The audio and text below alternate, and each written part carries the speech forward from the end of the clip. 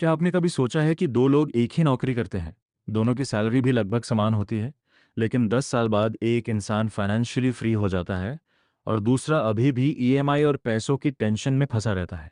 ऐसा क्यों होता है? क्या ये सिर्फ ज़्यादा कमाने की वजह से होता है या फिर इसके पीछे कोई डीप साइकोलॉजिकल रीज़न छुपा हुआ है? सच्चाई ये है कि पैसा सिर्फ गणित का खेल नहीं है, ये साइकोलॉजी का खेल है। और आज के इस वीडियो में हम जानेंगे एक ऐसी किताब के बारे में जिसने लाखों लोगों की मनी माइंडसेट बदल दी। इस किताब का नाम है द साइकोलॉजी ऑफ मनी और वीडियो के अंत में मैं आपको बताऊंगा एक simple 5 STEP money mindset system, जिसे अगर आप 30 दिन तक फॉलो करते हैं तो पैसों को लेकर आपकी सोच पूरी तरह बदल सकती है। तो चलिए शुरू करते हैं। एक छोटी सी कहानी समझिए। दो दोस्त थे, राहुल और अमित। दोनों एक ही कंपनी में काम करते थे। दोनों की सैलरी भी लगभग समान थी, लेकिन उनके सोचने का तरीका बिल्कुल अलग था। राहुल हर महीने नई चीजें खरीदता था, नई बाइक, नया फोन, ब्रांडेड कपड़े। उसे लगता था कि ज्यादा खर्च करना ही सक्सेस का सिंबल है। दूसरी तरफ अमित का सोचने का तरीका अलग था। वह अपनी इनकम का बड़ा हिस्सा सेव और इन्वेस्ट करता था। 10 साल बाद क्या हुआ? राहुल अभी भी ईएमआई और फाइनेंशियल स्ट्रेस में था, लेकिन अमित के पास इन्वेस्टमेंट्स थे, फाइनेंशियल सिक्योरिटी थी और फ्रीडम भी। अब सवाल है, इन दोनों में फर्क क्या था? इनकम? नहीं। एजुकेशन? नहीं। फर्क सिर्फ एक चीज का था, मनी माइंडसेट। और यही चीज इस किताब में गहराई से समझाई गई है। यह किताब लिखी है मॉर्गन हाउसल ने। यह किताब दुनिया की सबसे पॉपुलर पर्सनल फाइनेंस बुक्स में से एक है। इस किताब की खास बात यह है कि यह आपको कॉम्प्लेक्स फाइनेंस स्ट्रैटेजीज नहीं सिखाती। यह आपको सिखाती है कि पैसे के बारे में कैसे सोचना चाहिए। क्योंकि अगर आपकी साइकोलॉजी सही है तो आप एवरेज इनकम में भी वेल्थ बना सकते हैं, लेकिन अगर आपकी साइकोलॉजी गलत है तो करोड़ों कमाने के बाद भी आप गरीब रह सकते हैं। अब हम इस किताब के सबसे पावरफुल लेसन समझते हैं। लेसन एक, money is more psychology than math. ये इस किताब का सबसे बड़ा आइडिया है। हम अक्सर सोचते हैं कि पैसा सिर्फ मैथ और कैलकुलेशंस का खेल है, लेकिन असलियत यह है कि पैसा ह्यूमन बिहेवियर से ज्यादा जुड़ा हुआ है। एग्जाम्पल समझिए। अगर किसी व्यक्ति को स्टॉक मार्केट का पूरा नॉलेज हो लेकिन वह पैनिक में आकर हर मार्केट क्रैश में शेयर्स बेच देता है, तो क्या वह सक्सेसफुल इन्वेस्टर बन पाएगा? नहीं, क्योंकि नॉलेज से ज्यादा इंपॉर्टेंट है बिहेवियर कंट्रोल। ये बात ध्यान से समझिए। वेल्थ बनाने के लिए आपको जीनियस होने की जरूरत नहीं है, आपको सिर्फ इमोशनली स्टेबल होने की जरूरत है। Practical action. आज से जब भी फाइनेंशियल डिसीजन लें तो सिर्फ लॉजिक से नहीं, बल्कि लॉन्ग टर्म थिंकिंग से लें। लेकिन अगला लेसन इससे भी ज्यादा पावरफुल है। Lesson 2, luck and risk play a big role. हम अक्सर सक्सेसफुल लोगों को देखकर सोचते हैं ये इंसान बहुत स्मार्ट है, लेकिन इस किताब का दूसरा लेसन कहता है सक्सेस में लक और टाइमिंग भी बहुत बड़ा रोल प्ले करते हैं। एग्जाम्पल समझिए। बिल गेट्स अगर 10 साल पहले पैदा होते तो शायद उन्हें कंप्यूटर रेवोल्यूशन का मौका ही नहीं मिलता, और अगर 10 साल बाद पैदा होते तो शायद मार्केट ऑलरेडी क्राउडेड होती। यानी सही समय पर सही जगह होना भी इंपॉर्टेंट है। लेकिन इसका मतलब ये नहीं कि सक्सेस सिर्फ लक है। इसका मतलब सिर्फ इतना है कि हमें दूसरों से कंपैरिजन करने के बजाय अपने पाथ पर फोकस करना चाहिए। यहाँ एक इंटरेस्टिंग बात होती है, जब लोग सफल होते हैं तो वे पूरी क्रेडिट खुद को दे देते हैं, और जब असफल होते हैं तो ब्लेम सर्कमस्टांसेस को देते हैं। लेकिन रियलिटी दोनों का मिक्स है। Practical action. कभी भी अपनी फाइनेंशियल जर्नी को दूसरों से कंपेयर मत कीजिए। हर इंसान का टाइमिंग अलग होता है। लेकिन अगला लेसन आपकी वेल्थ बिल्डिंग को कंप्लीटली चेंज कर सकता है। Lesson 3, compounding is the real secret. ये किताब का सबसे पावरफुल लेसन है। कंपाउंडिंग कंपाउंडिंग का मतलब है छोटे छोटे गेन्स का टाइम के साथ बड़ा बन जाना। एग्जाम्पल, अगर आप हर महीने 5,000 रुपये इन्वेस्ट करते हैं और उस पर एवरेज 12% रिटर्न मिलता है तो 30 साल में वो इन्वेस्टमेंट लाखों से करोड़ों तक पहुंच सकती है। यही कंपाउंडिंग की पावर है। यहाँ एक फेमस एग्जाम्पल है, वॉरेन बफेट। उन्होंने अपनी वेल्थ का ज्यादातर हिस्सा लाइफ के आखिरी डेकेड्स में बनाया। क्यों? क्योंकि कंपाउंडिंग को टाइम मिला। यानी वेल्थ बनाने का सीक्रेट है अर्ली स्टार्ट प्लस पेशेंस। लेकिन यहाँ ज्यादातर लोग एक बड़ी गलती करते हैं।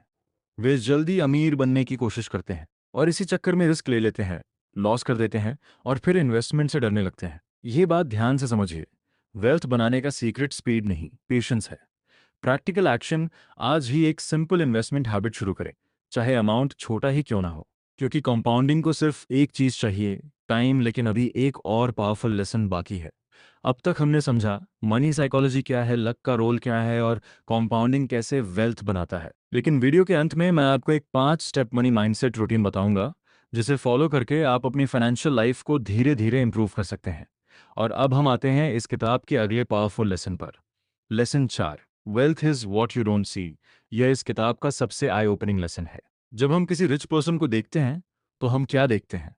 Luxury car, big house, expensive lifestyle, लेकिन असली वेल्थ ये नहीं है। असल वेल्थ वह है जो दिखाई नहीं देती। Example, investment, savings, financial security. अगर कोई व्यक्ति हर पैसा खर्च कर देता है तो वह रिच दिख सकता है, लेकिन वेल्थी नहीं बन सकता। यहाँ एक इंपॉर्टेंट डिफरेंस है। Rich equals high income, wealthy equals financial security, practical action. अपनी इनकम का एक हिस्सा हमेशा इनविजिबल वेल्थ बनाने में लगाइए। Lesson 5, the importance of enough, ये किताब का सबसे डीप लेसन है। कई लोग वेल्थ बनाने की जर्नी में कभी सेटिस्फाइड नहीं होते। वे हमेशा ज़्यादा चाहते रहते हैं और इसी चक्कर में वे अननेसेसरी रिस्क ले लेते हैं। हिस्ट्री में कई बिलियनर्स इसी वजह से बैंकरप्ट हुए हैं। क्यों? क्योंकि उन्हें पता ही नहीं था कि इनफ क्या है। प्रैक्टिकल लेसन, अपने लाइफ गोल्स डिफाइन करें। आपको कितने पैसे चाहिए फाइनेंशियल फ्रीडम के लिए?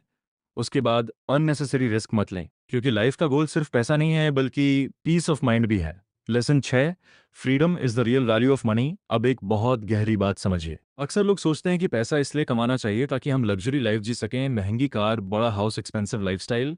लेकिन इस किताब का एक पावरफुल लेसन कहता है, पैसे का असली पर्पस लग्जरी नहीं है, पैसे का असली पर्पस फ्रीडम है।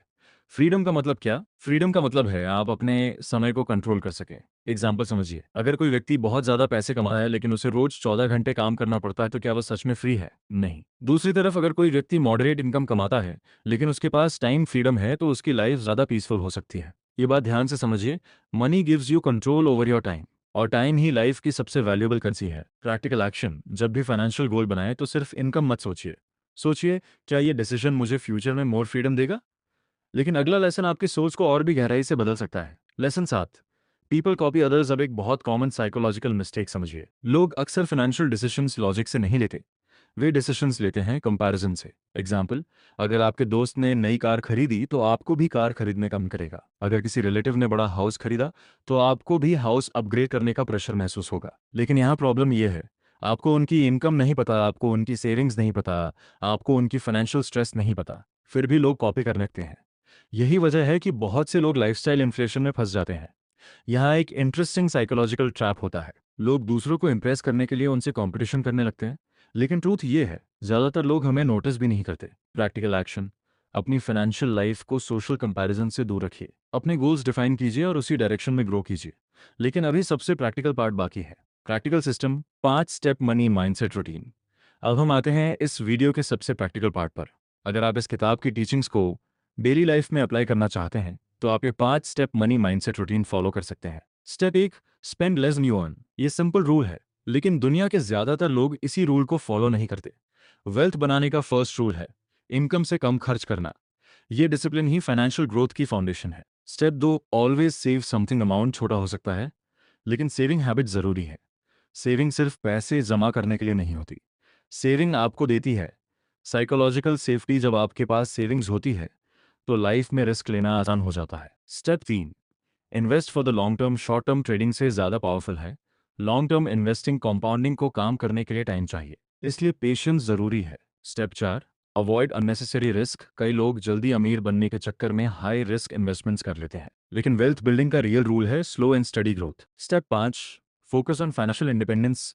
आपका गोल सिर्फ ज़्यादा पैसा कमाना नहीं होना चाहिए, गोल होना चाहिए फाइनेंशियल इंडिपेंडेंस, यानी ऐसी सिचुएशन जहां आपको पैसों के लिए मजबूरी में काम ना करना पड़े। चलिए जल्दी से इस किताब की आइडियाज रिकैप करते हैं। आज हमने सीखा, एक, money is more psychology than math. 2, luck and risk matter. 3, compounding builds real wealth. 4, wealth is what you don't see. 5, know what is enough.